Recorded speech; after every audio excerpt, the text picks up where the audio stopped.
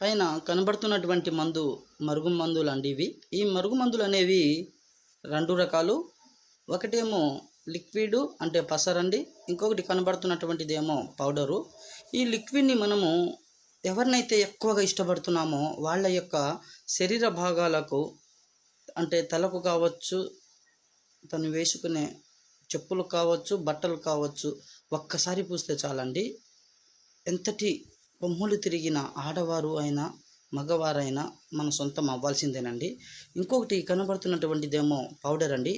ఆ పౌడర్‌ని మనము వాళ్ళు తినే ఆహారంలో, అన్నంలో కావచ్చు, కర్రీస్‌లో కావచ్చు, స్వీట్స్‌లో కావచ్చు, జ్యూస్‌లో కావచ్చు, కూల్ డ్రింక్స్‌లో కావచ్చు. ఒక్కసారి పెడితే చాలండి. మనం వద్దన్నా కూడా మన వెనకాల పిచ్చి కుక్కలాగా తిరుగుతుంటారు. ఈ మరుగుమందు వల్ల ఎటువంటి సైడ్ ఎఫెక్ట్‌లనేవి ఉండవండి.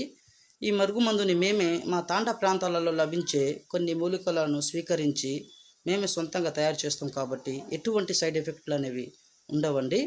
ఈ మరుగుమందుని ఇంకా భార్యాభర్తల మధ్య గొడవలున్నా గానీ, ప్రేమికుల మధ్య గొడవలున్నా గానీ, అత్తకోడళ్ళ మధ్య గొడవలున్నా గానీ, వాళ్ళని ఒక్కసారి పెడితే చాలండి మన సొంతమైతారు.